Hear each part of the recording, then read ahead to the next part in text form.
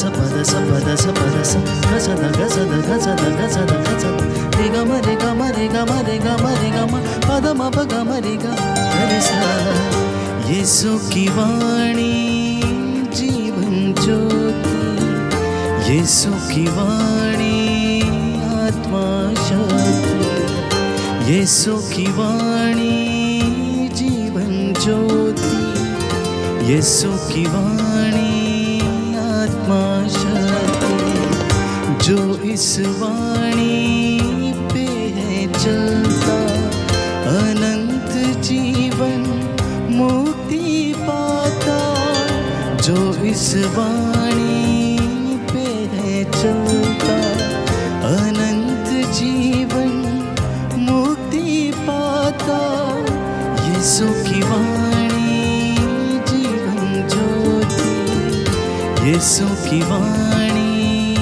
आत्मा शक्ति यीशु की वाणी जीवन ज्योति यीशु की वाणी आत्मा शक्ति।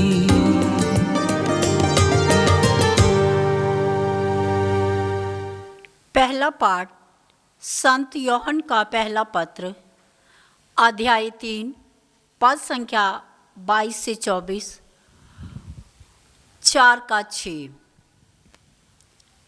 जो कुछ हम उससे मांगेंगे वह हमें वही प्रदान करेगा, क्योंकि हम उसकी आज्ञाओं का पालन करते हैं और वही करते हैं जो उसे पसंद है।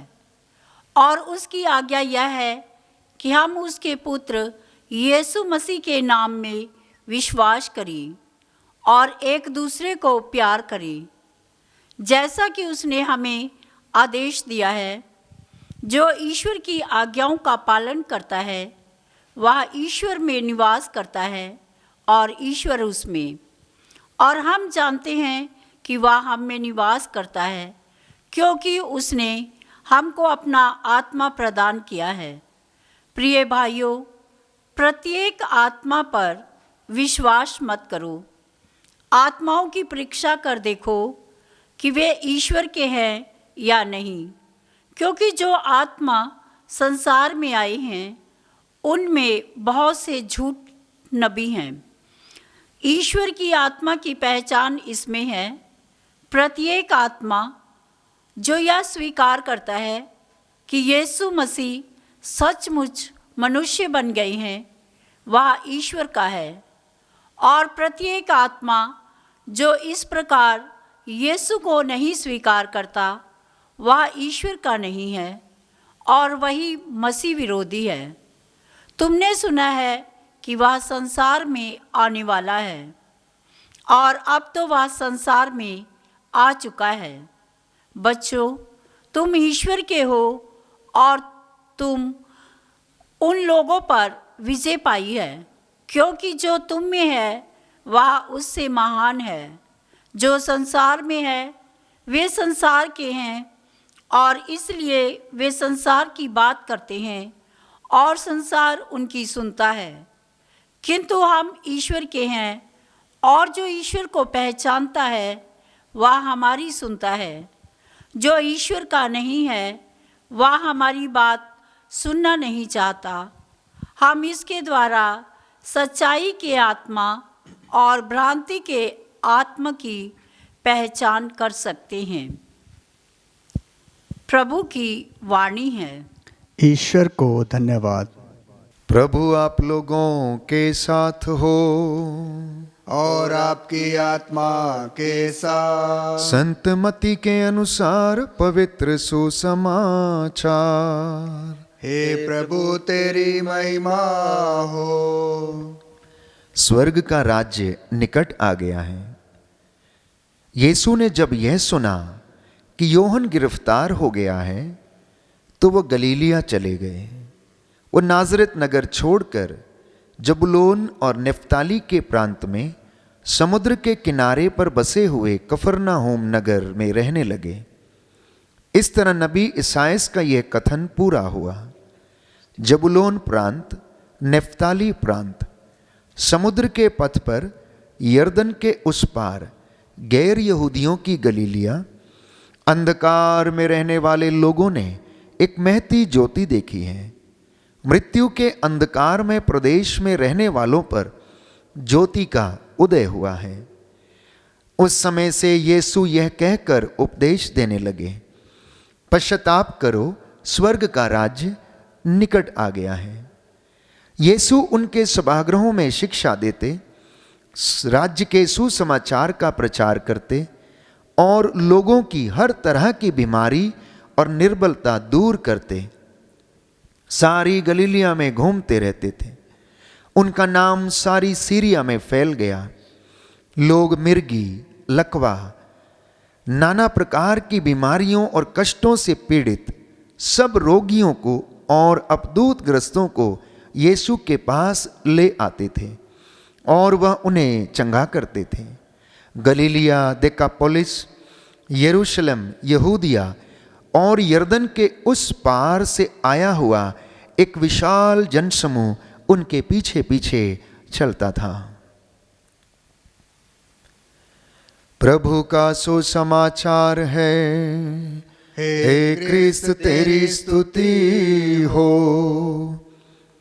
हालेलुया, हालेलुया, हालेलुया, हालेलुया। यीशु की स्तुति हो, यीशु की स्तुति हो, यीशु को धन्यवाद, यीशु को धन्यवाद, यीशु की आराधना हो, यीशु की आराधना यीशु हो, की महिमा हो। यीशु की महिमा हे हो। प्रभु यीशु, हे प्रभु यीशु, आपके वचनों में आपके वचनों अनंत में जीवन का संदेश है। अनंत जीवन का संदेश अपने वचन के द्वारा अपने वचन के द्वारा हमारा मार्गदर्शन कीजिए। हमारा मार्गदर्शन कीजिए। Hallelujah, hallelujah. हे प्रभु यीशु, हे प्रभु यीशु, आपने कहा मेरी शिक्षा आत्मा और जीवन है। आत्मा और जीवन है। मैं इस शिक्षा को स्वीकार करता हूँ।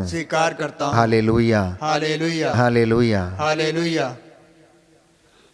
प्रियजनों, आज के पहले पाठ में हमने सुना कि संत योहन लिखता है कि जो कुछ हम उससे मांगेंगे वह हमें वही प्रदान करेगा, क्योंकि हम उसकी आज्ञाओं का पालन करते हैं और वही करते हैं जो उसे पसंद है। और उसकी आज्ञा यह है कि हम उसके पुत्र यीशु मसीह के नाम में विश्वास करें और एक दूसरे को प्यार करें जैसा कि उसने हमें आदेश दिया है। आज माता कलीसिया प्रभु यीशु के पवित्र नाम की भी महिमा करती है। आज उनके पवित्र नाम का पर्व मनाया जाता है और वो पवित्र नाम जो इस दुनिया पर प्रकट किया गया है, ईसा अर्थात इमैनुएल, जिसका अर्थ है ईश्वर हमारे साथ है। संत पौलुस फिलिपियों को लिखता है अध्याय 2 पद संख्या 8 और उससे आगे कि ईश्वर ने उन्हें सर्वोत्तम सर्वश्रेष्ठ नाम प्रदान किया। आकाश के नीचे पृथ्वी के ऊपर सब नामों में जो सर्वश्रेष्ठ नाम था, परमेश्वर ने यीशु मसीह को वो नाम दिया जिससे कि आकाश, पृथ्वी और पाताल के सभी निवासी उसके सामने घुटना टेकें और हर जुबान बोले कि यीशु मसीह ही प्रभु हैं। इसलिए प्यारे भाइयों और बहनों, ये नाम मेरे और आपकी मुक्ति है। जो इस नाम को जपता है, जो इस नाम का सिमरन करता है, वो अपने जीवन में मुक्ति प्राप्त करता है। तो जो ईश्वर की आज्ञाओं का पालन करता है, ईश्वर उसमें निवास करता है। जो इस नाम का सिमरन करता है, ईश्वर उसके जीवन में निवास करता है। और हम जानते हैं कि वो हम में निवास करता है क्योंकि हम दिन रात उसकी दुहाई देते हैं। दिन रात हम उसकी दुहाई देते हैं। आज का ये वचन जिसे हमने सुना है स्पष्ट करता है कि प्यारे भाइयों और बहनों, यदि हम उनकी शिक्षा को अपने जीवन में लागू करेंगे, चरित्रार्थ करेंगे, तो ईश्वर की आशीष और कृपा हमारे परिवारों में बनी रहेगी। इसलिए वचन हमें बताता है कि आत्माओं की परीक्षा कर देखो कि वे ईश्वर के हैं या नहीं। आज इंसान सांसारिक माया मोह में फंसा हुआ है। हर प्रकार की ऐसी चीज़ों में खोता जा रहा है जो उसके जीवन को लाभ कम नुकसान ज़्यादा पहुंचाती हैं। इसलिए वचन हमें बताता है कि हमें आत्माओं की परख करके देखना है कि क्या वास्तव में ये सारी चीज़ें ईश्वर की ओर से हैं या नहीं। जो बात ईश्वर की ओर से है तो वह आत्मा से संचालित है, और यदि कोई चीज या व्यक्ति आत्मा से संचालित है तो उस जगह पर प्रेम, उस जगह पर सेवा, उस जगह पर सहनशीलता, उस जगह पर विनम्रता, दयालुता, करुणा हमेशा प्रकट होगी और बढ़ती जाएगी। तो इसलिए ईश्वर की आत्मा की पहचान इस बात में है कि प्रत्येक आत्मा जो यह स्वीकार करता है कि यीशु मसीह सचमुच मनुष्य बन गए हैं और वह ईश्वर का है, और प्रत्येक आत्मा जो इस प्रकार यीशु को स्वीकार नहीं करता वह ईश्वर का नहीं है, वह मसीह विरोधी है। इसलिए जब हम यीशु के सर्वश्रेष्ठ नाम को स्वीकार करते हैं और ये कहते हैं कि यीशु नाम में मुक्ति है, यीशु नाम में चंगाई है, तो हम ईश्वर की आत्मा से संचालित होते हैं। इसलिए प्यारे भाइयों और बहनों, प्रभु का वचन कहता है कि बच्चों, क्या तुम ये नहीं जानते कि तुम ईश्वर के हो?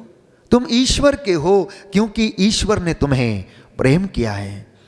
तुमने उन लोगों पर विजय पाई है जो इस दुनिया में है, जो इस संसार का है, तुमने उस पर विजय पाई है क्योंकि जो तुम्हारे अंदर है वह उससे भी महान है जो इस संसार में है। तो आज का ये वचन मेरे और आपके लिए है, मेरे और आपके परिवार के उद्धार के लिए है, मेरे और आपकी आध्यात्मिक उन्नति के लिए है। ये वचन नित्य प्रतिदिन हमारे जीवन में प्यारे भाइयों और बहनों आशीषें उत्पन्न करता है। आज के सुसमाचार में हमने सुना कि ये वचन जो प्रभु प्रकाश के रूप में इस धरती में आया, उसने अपना कार्य करना शुरू किया। उन्होंने लोगों को अंधकार से निकाला, उनका मार्गदर्शन किया, और उन्होंने जबूलून प्रांत, नफ्ताली प्रांत, समुद्र के किनारे, यरदन के उस पार बसे हुए गैर यहूदियों को जो गलीलिया में रहते थे, उन्हें संदेश सुनाया। वे लोग जो अंधकार में भटक रहे थे, प्रभु ने उन्हें प्रायश्चित का संदेश सुनाया और उनसे कहा प्रायश्चित करो क्योंकि स्वर्ग का राज्य निकट आ गया है। स्वर्ग का राज्य अर्थात स्वयं प्रभु यीशु स्वर्ग का राज्य थे, जिन्होंने ईश्वर की महिमा को लोगों के बीच में प्रकट किया, जिन्होंने ईश्वर को प्रकट किया और लोगों को ये बताया कि ईश्वर कैसा है। ये बात यीशु मसीह ने अपने जीवन से प्रकट की प्रियजनों।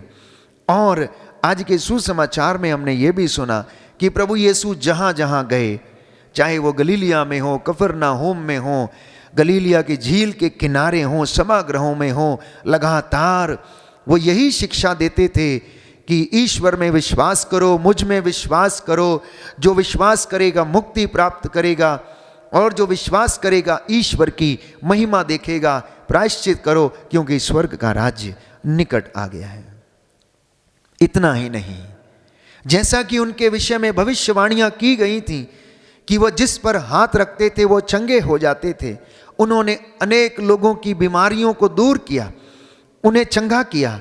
उनका नाम पूरी सीरिया में फैल गया और लोग अपने बीमारों को लेकर उनके पास आते थे और वे उन पर हाथ रखते थे और रोगी चंगे हो जाते थे। केवल एकमात्र यीशु मसीह इस दुनिया में ऐसा मनुष्य पैदा हुआ जिसने कोढ़ियों को चंगा किया, मुर्दों को जिलाया, रोगियों को चंगा किया, पापियों को शिफा दी, और प्यारे भाइयों और बहनों, जो निराश थे उन्हें ढारस बंधाया, जो निराश थे उन्हें आशा प्रदान की और वचन के द्वारा उनका मार्गदर्शन किया। आज का ये वचन हमारे लिए है, आज का ये वचन हमारे परिवारों के लिए है, आज का ये वचन हम सब के लिए है। और प्रभु ये चाहता है कि हम उसके वचन को सुने और उस पर चलने का प्रयास करें, हम प्रायश्चित करें और प्रभु के वचन के द्वारा हमारे जीवन में आशीष आ जाए। इसलिए महत्वपूर्ण बात यह है कि हम प्रभु की आत्मा के द्वारा संचालित हो जाएं।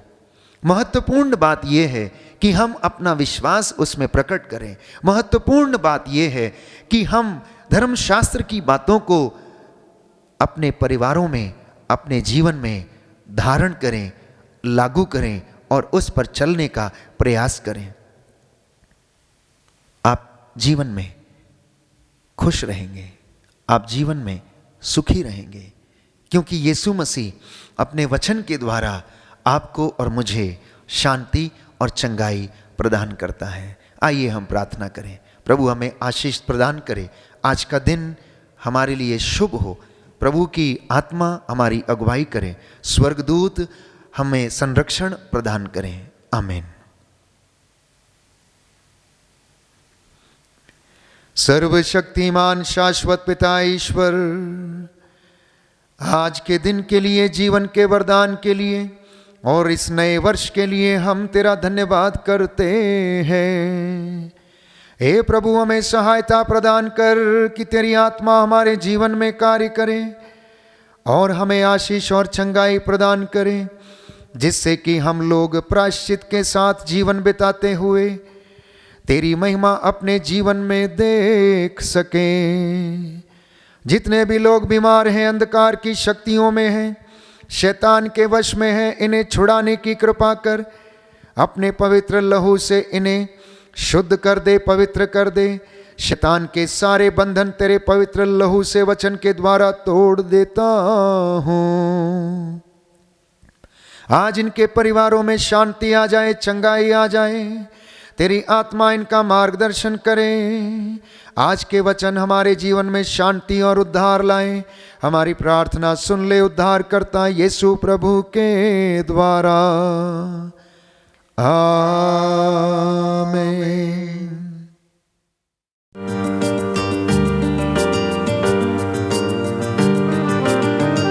यीशु की वाणी